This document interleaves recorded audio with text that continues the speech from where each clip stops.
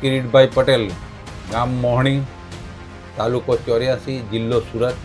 હું છેલ્લા 18 વર્ષથી શ્રી સીવી એગ્રોના નામથી મોહણી ગામમાં જ મારી પેઢી ચલાવું છું અને હું 18 વર્ષથી આજુબાજુના દરેક ગામડાના ખેડૂત સાથે સંકળાયેલો છું. હું છેલ્લા 18 વર્ષથી કામ કરું છું. મેં શરૂઆત કરી હતી તો મારી નાની અમસ્તી દુકાનથી શરૂઆત કરી હતી. પહેલાં મારું રિટેલ કાઉન્ટર હતું, પણ છેલ્લા 4-5 વર્ષથી હું બધી સહકારી મંડળી, સુગર ફેક્ટરી સાથે સંકળાયેલો છું.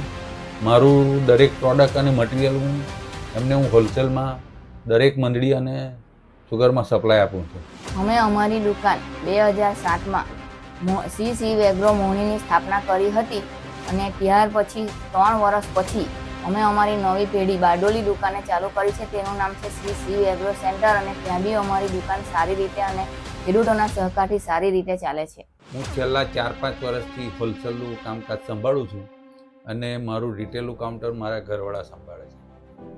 અને હું જ્યારે મને આ ગૌરવભાઈ કૃષિ ઇન્ડિયા વિશે માહિતી આપવા આવ્યા તો મને એવું થયું કે કૃષિ ઇન્ડિયાની પ્રોડક્ટમાં શું હશે કે મારે કામકાજ કરવું.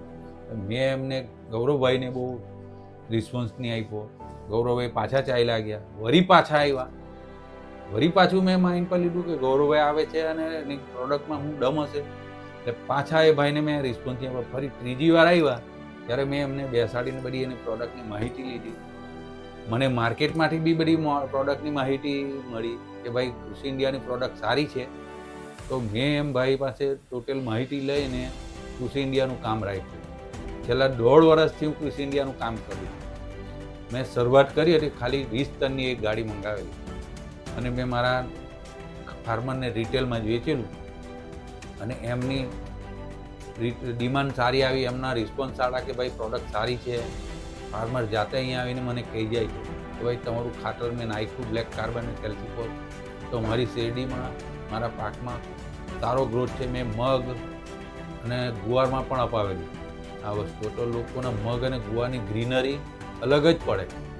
અને આની લીધે મેં પછી બધી મંડળીઓને વાત કરી કે ભાઈ આ પ્રોડક્ટ છે અને લગભગ બધી મંડળીવાળાએ અમારી વાત સાંભળીને તૈયાર થયા.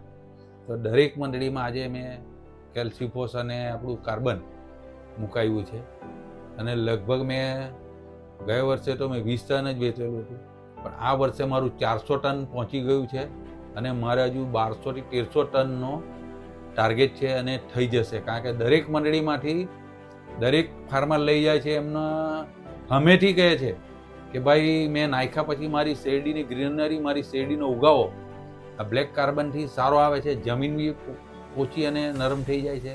લોકો શાકભાજીમાં વાપરે તો શાકભાજી બી શાઇનિંગ, શાકભાજીનો ફાલ બધું સારું લાગે છે. એટલે દરેક ખેડૂતની હમેથી કહેવા આવે છે કે ભાઈ મેં વાપરા પછી આ પ્રોડક્ટમાં દમ છે અને દરેક મંડળીમાં એની રિપીટ ડિમાન્ડ આવે છે. કૃષિ ઇન્ડિયાએ બ્લેક કાર્બન ખાતર જે ખેડૂત માટે આપ્યું છે એ બદલ હું કૃષિ ઇન્ડિયાનો ખૂબ ખૂબ આભાર માનું છું.